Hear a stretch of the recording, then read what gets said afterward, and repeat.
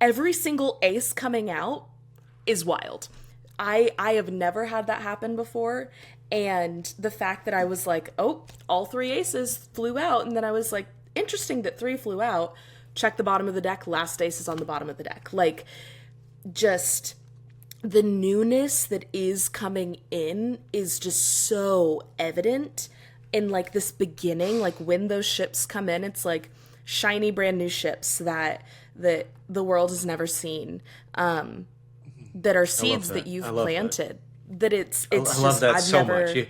I can't. yeah. I'm trying hard not to be super emotional with this because we're live and everything. But yeah, I mean that's it's so powerful to hear that. I have been Yeah. planting seeds and planting and planting, and sometimes it's hard when you're planting seeds to not try to dig up the seeds because it's like, well, why hasn't it grown yet? Like Or why even isn't dig it it here? up to like, has it Check on it. Are sprouted? you really growing? Did I Yeah. really plant you? Because these are all metaphysical seeds, right? It's so easy to come up with a a seed in the I can plant grass seed and I can see but these are spirit, right? And we're planting spiritual seeds. We're planting, and in some sense, it's more real seeds than we think. Physical seeds are more real, but I'm coming to Right. realize more and more these spiritual seeds are so much more real than any physical act that we can do, and in my opinion. And Yeah. so yeah, that's really powerful for me to hear that, and it brings up a lot of gratitude, honestly, just pure gratitude and thanks. Thanks for my guides, for the cloud of witnesses, as Hebrews says, that do surround me, essentially. And yeah, yeah, that's wonderful. So Yeah. yeah, No, it's so beautiful. really cool. It makes me think like, heavy is the head that wears the crown, you know? It's like, Yeah, to whom much is given, much is given much is expected. With required. great Yeah. power comes great responsibility. It's like the heaviness, well, and even the heaviness that comes through with like the three of swords, right? It's like there is a heaviness to process before all of this newness comes in. And I think ultimately, like, gratitude is just the best place to settle into, and even for all, at least for me, I just really resonate with what you're saying as well, with this gratitude piece, that it's like, even on the days when it's hard and it's like I feel like I'm revving my engines at the stop sign and when's it going to turn green, and I want to dig up the seed and check if it's blooming, but it's like, man, as hard as it is, how lucky that this is the burden that I have to carry. Like, the burden of vision, the burden of mission, the burden of blooming and giving back with your gifts, right? It's like, what a beautiful burden that you get to hold. That's what I was designed for. It's what I was Yeah. meant for. It's my design. That's what was. There's no fault written in our stars, but and remember everything you said a few weeks ago about my who I am from an astrological perspective. See, they all line up. Everything lines up. The human Mm-hmm. design, the my chart, my my spirit guides, the wisdom. It is comforting, particularly because when it comes to things of spirit, um I don't feel it the same way maybe you do or other people do. And so for me, I I take comfort in some senses in Jesus's words to Thomas after he's resurrected. And doubting Thomas they call him, but he says, unless I see the holes in his hands and his feet, and I won't believe, essentially. And Jesus comes and shows him. But what he doesn't chastise Thomas so much as he does say, even greater are those who believe without seeing. You believed because you saw, which is fine. And he wasn't like, you're a bad person, oh, you have little faith, any of that. But those who, blessed are those who see, who believe without seeing.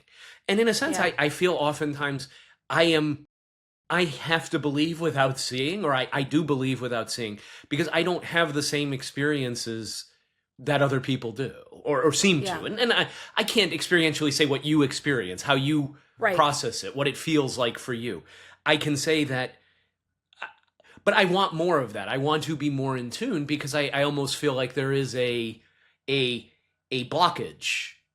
Oh, and I don't I do believe there is a blockage, but I also believe that, as you said, there are no blockages that I haven't put there, which is even better, because if I put it there, people get so upset about, oh, they immediately go to fault. Oh, it's your fault. Oh, you're Mm-hmm. blaming me, blah blah blah.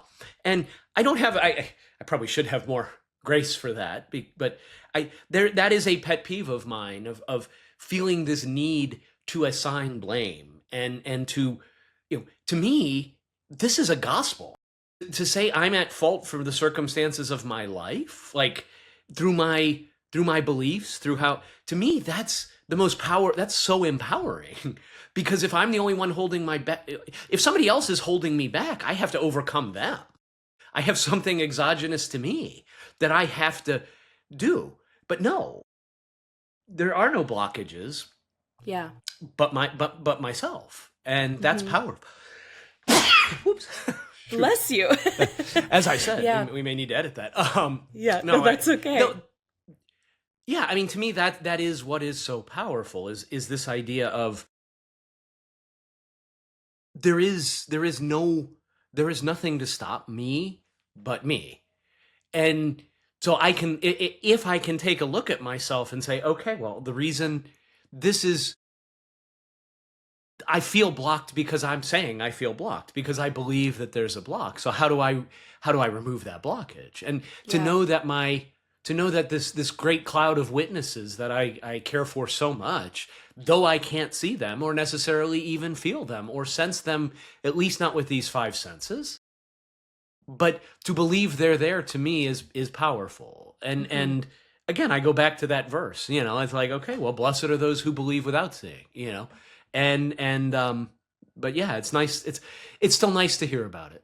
Yeah. It's It nice. is. I can just, it feels good to be surrounded, to feel Yeah.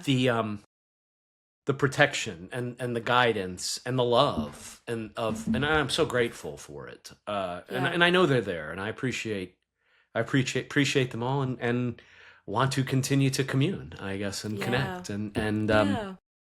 yeah, it's a lovely thing. So I love that. I'll also throw out there, for anyone who maybe is new to tarot, or was a little hesitant watching or listening to this episode, or, um, you know, has any reservations about this work, I hope that this leaves them with the same feeling that you said, that it's an expansive practice, and that any blockage that you may feel there is, we build our blockages brick by brick, and that means we have to unbuild them brick by brick, but also you can carve a door into that wall too. That's the power of the magician, of the alchemist. And I hope the same. Yeah, I'll just reiterate. I think that's really my hope, not just to be able to be a visitor in your energy and your guide's energy, which is always just such a blessing, but to the beautiful gift that you've given everyone of letting them witness this too, and putting this out publicly, that this could really help someone else step into a new expansive era for themselves. And I believe that that's part of the beauty of what we're doing too, is in sharing it, is, both of us have that line 5, experiencing something and then sharing it with people is the mission, is the teaching. yeah.